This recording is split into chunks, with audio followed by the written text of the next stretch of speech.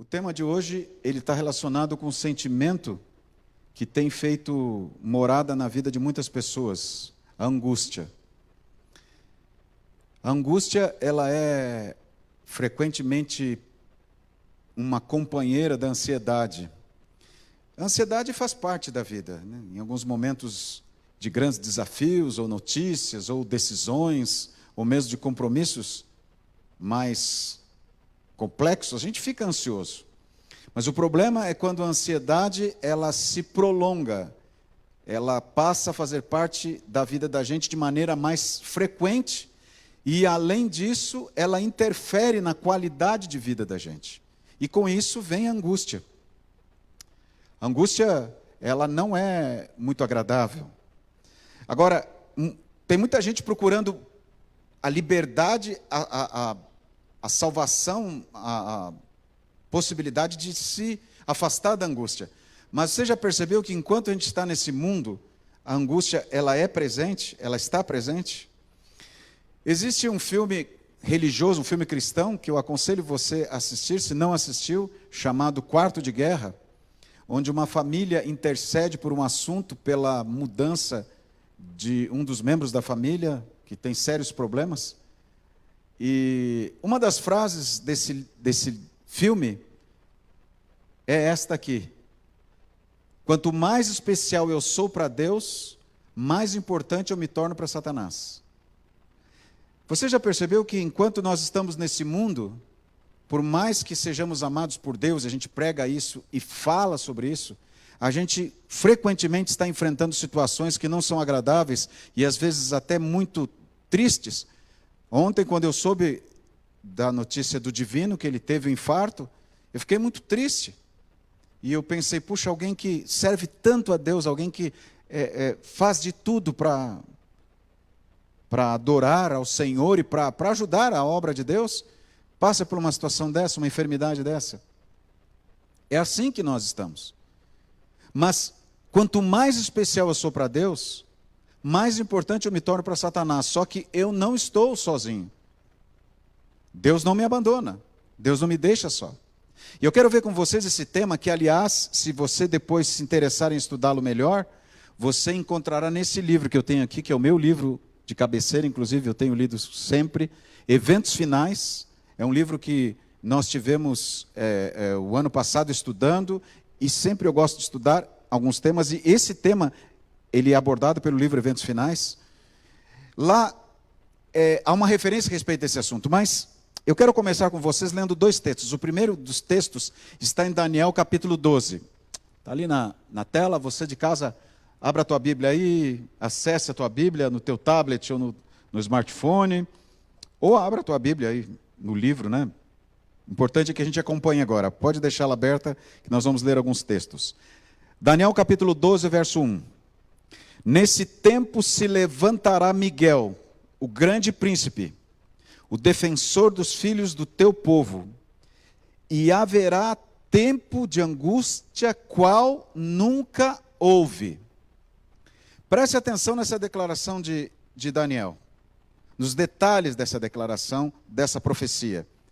Haverá um tempo de angústia qual nunca houve. E Daniel, na sequência, ele diz o seguinte: desde que houve nação até aquele tempo. Então não teve um tipo de angústia como essa antes. E Daniel continua: mas naquele tempo será salvo o teu povo, todo aquele que for achado inscrito no livro. Aqui Daniel está alertando sobre um período difícil, que a angústia será potencializada, estará acima daquela angústia que nós estamos acostumados a ver e ouvir. Aí você pensa, puxa, mas tem pior do que isso? Ele fala assim: antes da volta de Cristo, enquanto Jesus está ministrando no santuário celestial, conforme Hebreus nos fala, conforme Daniel nos fala, conforme Apocalipse nos ensina, enquanto Jesus está no santuário celestial, haverá uma angústia antes do grande período de angústia. Será uma angústia com um potencial menor, mas ainda será uma angústia que abalará as nações devido às catástrofes e acontecimentos no mundo. Mas depois, quando Cristo já não estiver no santuário celestial, quando ele encerrar a sua obra de sumo sacerdote, conforme Hebreus 4, Hebreus 7, Hebreus 9 nos ensinam, e o próprio livro de Apocalipse, Jesus não estará mais no Santíssimo, a obra de intercessão pela humanidade será encerrada, o tempo de graça encerrará, quem está salvo, quem não está, não tem mais chance. Aí serão derramadas as pragas no mundo. E nesse período haverá uma angústia entre as pessoas, muito grande, mas entre o povo de Deus haverá outro tipo de angústia. E agora eu quero que você entenda esse momento em uma parábola de Mateus capítulo 25, versos 6 e 8. Aqui Jesus para de falar sobre os sinais que antecedem a sua volta, ele interrompe a descrição dos sinais e ele entra num contexto, num ambiente em que ele fala daqueles que estarão aguardando a sua vinda. Ele fala aqui daqueles que acreditam que Jesus está chegando. E ele explica essa declaração, esse detalhe, ele faz essa descrição com uma parábola, com uma ilustração. Ele conta a parábola de 10 virgens que estão aguardando a chegada do noivo, e aí no verso 6 diz: mas à meia-noite, na hora mais crítica, ouviu-se um grito, eis o noivo, é anunciado a chegada do noivo, saí ao seu encontro. Então se levantaram todas aquelas virgens, as 10 virgens, e prepararam as suas lâmpadas. E as nécias disseram às prudentes: dai-nos do vosso azeite, porque as nossas lâmpadas estão se apagando. Quando o noivo está chegando, um pouco antes da entrada na festa do noivo, do casamento, aqui o noivo representa Jesus, as virgens representam o povo de Deus que estará aguardando o noivo, portanto são aqueles que sabem da chegada do noivo, estão aguardando o noivo. Entre esses haverá um grupo que não está preparado suficientemente. E qual que é a questão aqui? O óleo, o azeite, o Espírito Santo. O Espírito Santo, a falta de uma comunhão maior, uma falta de uma experiência maior, impossibilitará de estarem preparados para o reino de Deus.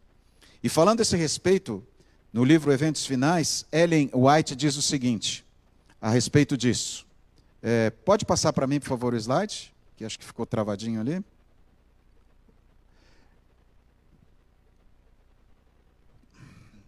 O tempo de angústia, qual nunca houve, desde que houve a nação, e ela está falando sobre Daniel capítulo 12, verso 1, está precisamente sobre nós, e somos semelhantes às virgens adormecidas. Ela está falando justamente sobre Daniel 12 e Mateus 25, porque as 10 virgens dormem.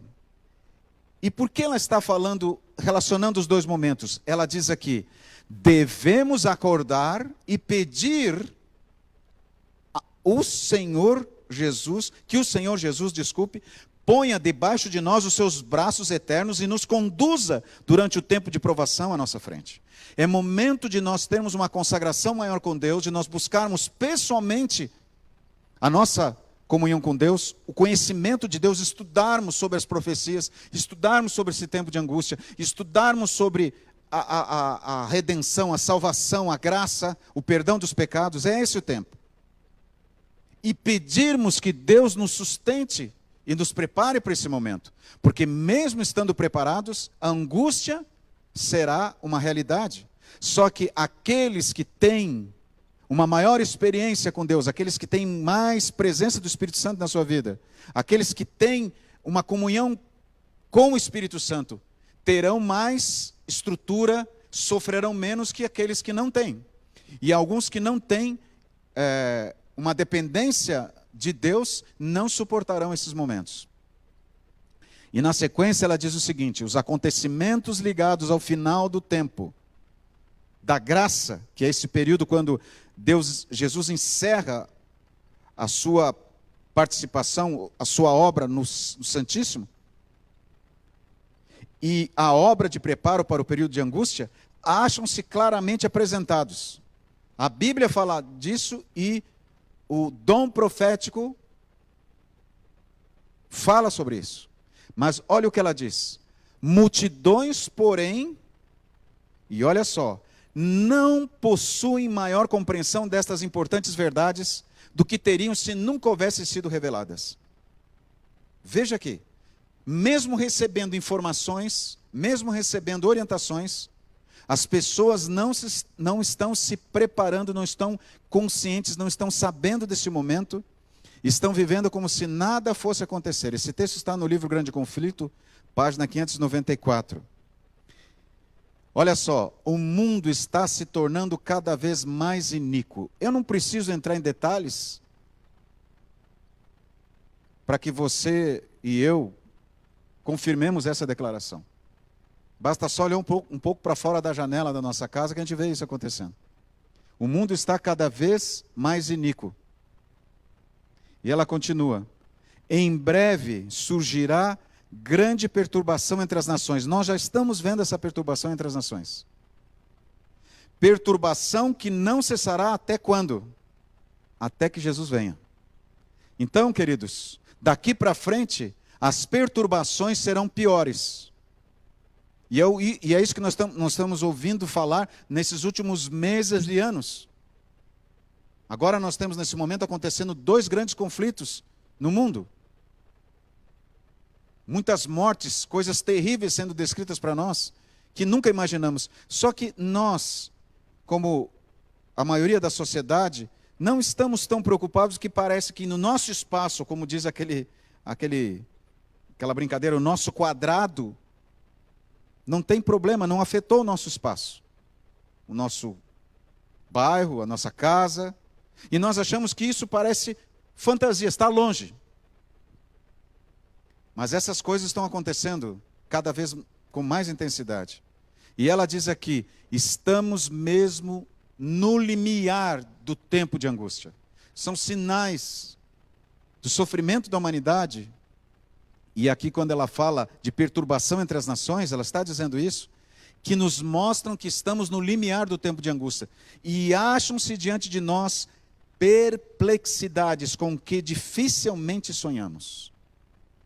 Perplexidades com que dificilmente sonhamos. Qual que é a nossa atitude então? Primeira atitude que nós devemos ter, e aqui nós usamos os conselhos do livro Serviço Cristão e do livro Eventos Finais. O conselho é o seguinte: há perante nós tempos tempestuosos, mas não pronunciemos uma só palavra de incredulidade ou desânimo. Começa assim: é verdade que isso está acontecendo? Sim. E falar disso às vezes nos incomoda, mas é uma realidade. Nós temos que entender e temos que aceitar que isso está batendo na nossa porta. Mas não é motivo para nós vivermos uma incredulidade. Será que Deus nos abandonou? Deus nos deixou? Deus não se importa? Não, Deus se importa. E na sua misericórdia Ele está permitindo que o mal apareça e o reino do anjo rebelde seja revelado para que a gente veja o que é o pecado. E isso é misericórdia de Deus, para que a gente não seja enganado. Mas por trás disso ainda não precisamos ter motivo de desanimar. E como é que eu sei disso? Eu quero levar vocês para um ambiente semelhante a esse, uma história real que aconteceu milênios atrás, com um homem chamado Jacó. E falando a esse respeito, no livro Grande Conflito, Ellen White diz o seguinte: assim como Satanás influenciou Esaú marchar contra Jacó, instigará os ímpios a destruírem o povo de Deus no tempo de angústia. E aí, como é que fica? Como é que fica essa situação? Para nós recordarmos, de onde que vem essa expressão, um tempo de angústia, angústia como a angústia de Jacó? É exatamente aquele momento que descreve Gênesis 31, Gênesis 32, quando Jacó, filho de Isaac, que havia se exilado, porque ele enganou o irmão, usurpou do irmão direito que era do irmão, e aí, agora ameaçado de morte pelo irmão Esaú, que era gêmeo com ele, Jacó foge, e foge para as terras do tio dele, do irmão da mãe dele. E lá fica durante um tempo, tem casa lá, constitui família, tem bens, e resolve voltar para sua casa. Só que Jacó, que significa enganador, traz consigo a marca do seu pecado. E ele se pergunta, será que eu fui aceito por Deus? Será que eu fui perdoado por Deus? Isso é algo que sempre passa em nosso coração. A primeira coisa que nós temos que entender é, precisamos confessar o nosso pecado. Mas Deus não sabe? Sabe. Mas Ele precisa que eu reconheça e confesse o meu pecado e em nome de Jesus aceite a graça de Cristo Jesus na minha vida. Isso é necessário. Só que mesmo confessando o nosso pecado, Satanás nos acusa. Diz Apocalipse que Satanás nos acusa de dia e de noite. Apocalipse capítulo 12. Só que Paulo em Romanos capítulo 8 ele fala, nenhuma acusação há para aqueles que estão em Cristo Jesus. Nenhuma condenação. Então aí que está. Quem tem essa experiência diária de reconhecer os seus pecados pela obra do Espírito Santo, o Espírito Santo nos convence do pecado, é isso que Jesus ensinou, em João 14, João 15, João 16 e João 17 na oração, quando ele faz a oração sacerdotal, ele ensina que o Espírito Santo, a obra, o Consolador viria para fazer essa obra. Então o Espírito Santo nos convence e nós confessamos o nosso pecado, nós somos perdoados, só que nós somos acusados. E esse processo, nós precisamos desenvolver uma experiência individual com Deus de tal maneira que eu entenda como que é a minha liberdade da angústia, da acusação e o perdão de pecados, diário, pela intercessão do meu Salvador Jesus Cristo. E eu vou ter que enfrentar essa acusação, mas a minha experiência diária com Deus vai me ajudar a entender e me fortalecer. Mas ainda como ser humano eu continuarei carregando essa ideia. Será que eu fui perdoado? Jacó estava voltando para casa pensando, será que Deus me perdoou todo o mal que eu fiz? Menti para o meu pai, era uma ofensa muito grande. Eu usurpei o que não era meu, eu sou enganador, será? E nesse momento que ele está chegando próximo de casa, ele recebe a notícia, o teu irmão Esaú, isso depois de anos, décadas. Os dois já estavam idosos, já maduros, homens, já com família constituída. Tanto Esaú como Jacó. Agora Esaú vai em direção a Jacó e o mensageiro de Esaú está vindo com 400 guerreiros. E Esaú era um homem de guerra, um homem acostumado com esse ambiente. E Jacó não, Jacó era um pastor de ovelhas, tinha com ele outros pastores, mulheres, crianças. Não tinha a mínima condição de enfrentar o exército de Esaú, mesmo que ele tivesse só 20 homens. E Jacó começa a se angustiar, separa a família em vários grupos, e depois fica sozinho e vai para um vale, quando ele está atravessando o vale de Jaboque, próximo às terras do pai, ele tem uma luta com um estranho à noite, e ele não sabe que está lutando com o próprio Jesus, e ali Jesus confirma a bênção sobre ele, até muda o nome dele para Israel. Mas aquela noite de angústia, antes de ter o encontro com Jesus, Jacó fica, será que eu fui perdoado por Deus? Será que Deus vai me libertar? Será que Deus vai me proteger? Agora, essa angústia é ilustrativa para o período que o povo que aguarda a volta de Jesus terá que enfrentar. Será que eu fui perdoado? Porque nesse momento que as pragas começam a cair, o povo de Deus sabe que as pragas só cairão quando a porta da graça for fechada e não tiver mais esperança para quem não se arrependeu. E aí fica, se eu não me arrependi, será que todos os pecados que eu cometi, eu confessei, será que eu fui? A angústia. Aquela angústia. E nesse momento, da mesma maneira que Satanás influenciou Esaú para atacar a Jacó, Satanás vai influenciar ímpios, inimigos de Deus, para atacar o povo de Deus. Só que do mesmo jeito que Deus enviou um anjo, apareceu para Esaú e disse assim, não faças nada contra o meu servo Jacó. E Esaú obedeceu, e entendeu a mensagem de Deus, Deus protegerá os seus filhos. Amém? Aleluia. E diz o texto aqui, que repetiu ali, mas tem uma sequência do texto, diz assim, ele vê que santos anjos os estão guardando e deduz que seus pecados foram perdoados, mas não sabe que seus casos foram decididos no santuário celestial. Satanás sabe que os filhos de Deus confessaram os seus pecados e ele sabe que quando se confessa os pecados, eles são perdoados. Mas ele não sabe que eles já receberam a graça salvadora, a certeza da salvação, que foi definida no santuário celestial, na intercessão de Jesus como nosso sumo sacerdote. E eu quero que você entenda isso, voltando lá para essa história que eu te falei, Gênesis capítulo 32, verso 23. Olha o que diz aqui. Primeiro livro da Bíblia, capítulo 32, verso 23. Esse momento da história de Jacó. Olha que coisa bonita, como Deus age. Tornou-os e fê-los passar o ribeiro, fez passar tudo o que lhe pertencia, ficando ele só. E lutava ele com o homem, até o romper do dia. Depois você pode ler a história, você vai ver que Jesus tocou na coxa de Jacó, Jacó ficou imobilizado, depois saiu mancando, ficou um sinal, mas Jesus falou para ele, teu nome será Israel, porque como príncipe lutaste com Deus. E naquela madrugada, Deus deu para ele uma esperança de que ele estava amparado no amor e no cuidado de Deus. Vá comigo agora para Mateus, capítulo 14. E a gente termina essa mensagem com 2 textos. O primeiro é esse, e esse é uma história que ilustra exatamente a nossa reação muitas vezes diante dos momentos aterrorizantes, de angústia e de medo. E como Jesus age. Mateus 14, 26 a 27. Diz ali a história, e os discípulos, ao verem-no andando sobre as águas, ficaram aterrados e exclamaram, é um fantasma. E tomados de medo gritaram. Mas Jesus imediatamente lhes disse, tende bom ânimo, sou eu, não temais.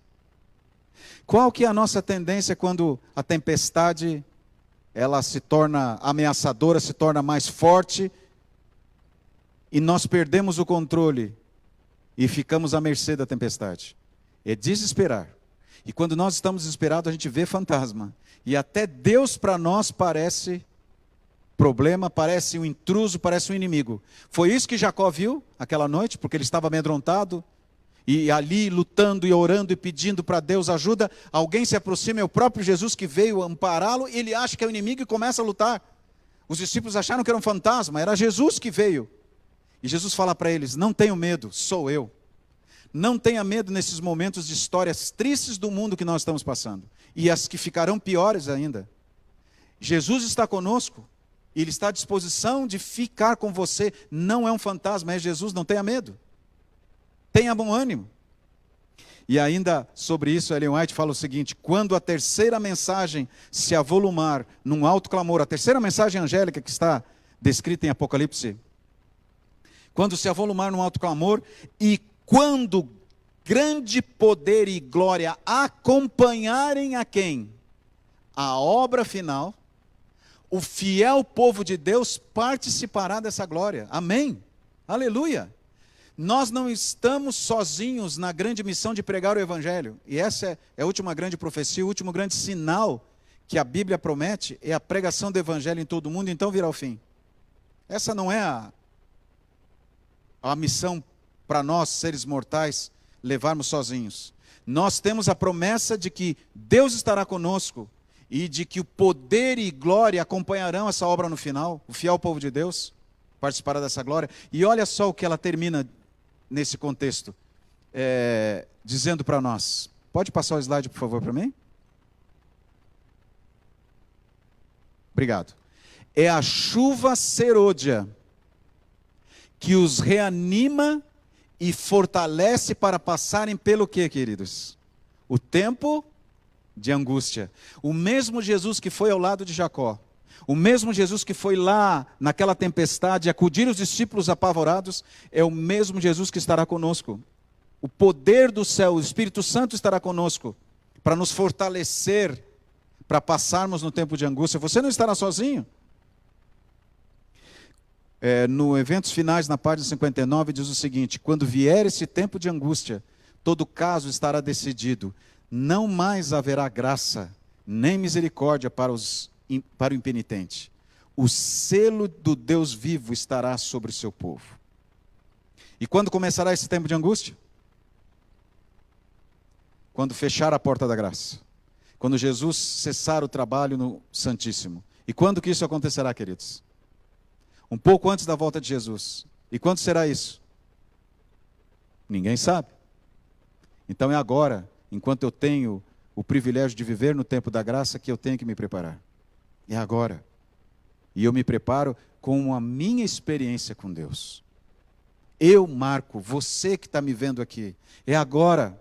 A gente fica amedrontado com os tempos difíceis que virão. É momento de olhar para cima, porque a nossa redenção está próxima. Amém? O último texto deste momento, Naum, capítulo 1, verso 7.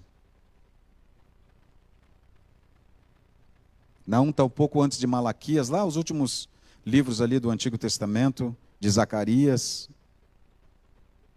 Ageu, Miqueias, Naum é Abacuque. Naum está ali antes de Abacuque, depois de Ageu. Naum capítulo 1, verso 7 tem uma promessa para nós levarmos nesse momento conosco. Não de medo. E se você está vendo um fantasma, se você está achando que a ameaça é muito maior, você tem um Deus poderoso do teu lado. E a promessa desse Deus é essa aí. O Senhor é bom, amém? É fortaleza, não é um Deus de palha, é um Deus poderoso, Criador do universo, é fortaleza. No dia, que dia é esse? No dia da angústia, Ele é fortaleza e conhece os que nele se refugiam. Louvado seja o Senhor por isso. E pela certeza que eu posso ser liberto da angústia. Seja essa angústia que eu estou vivendo agora, um medo que eu carrego, uma ansiedade que está me destruindo, que está me dizimando, que está me enfraquecendo, eu posso ser liberto disso, pela graça de Jesus. E Jesus nesse momento, Ele quer te dar essa promessa, essa certeza de que está do teu lado. Que você é um filho da promessa, que você é uma filha da promessa. E que Ele vai estar do teu lado. Como Ele esteve com Jacó, como Ele esteve com Abraão, como Ele esteve com Pedro, com André, com Tiago que estava naquele barco, João, e se mostraram amedrontados. Ele está com você agora. E estará naquele momento de angústia que o mundo já enfrenta e enfrentará muito mais pela frente. Não tenha medo. O Senhor está contigo. Continue caminhando e vivendo essa promessa. Pode pôr, por favor, a música.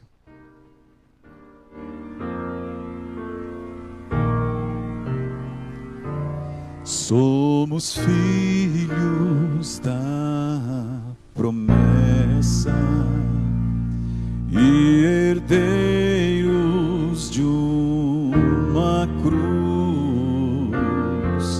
Como viajou, estou seguindo as pegadas de Jesus. E em meio à escuridão pareço só, mas nesse trilho encontro a luz, caminhando,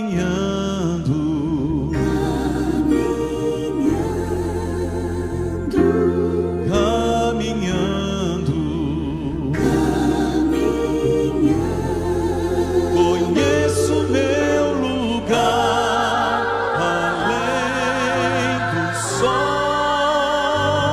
Eu quero encontrar o meu Senhor lá no lar.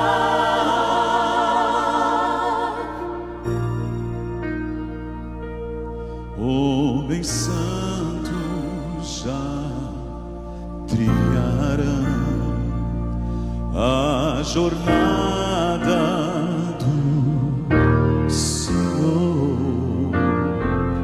Tanto sofrimento suportar,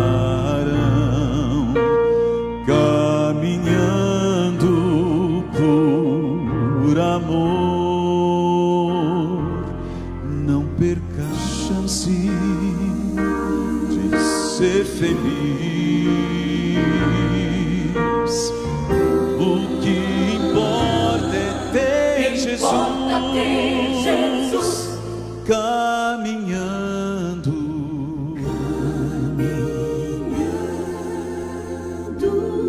caminhando,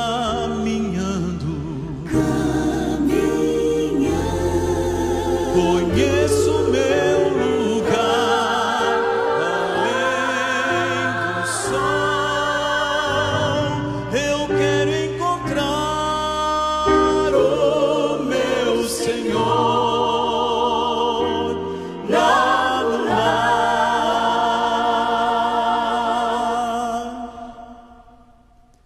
caminhando,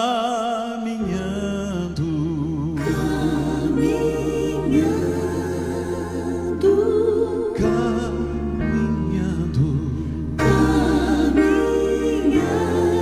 conheço o meu lugar além do sol. Eu quero encontrar o meu Senhor lá no lar.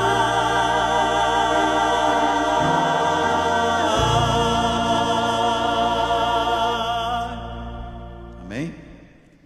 Vamos orar?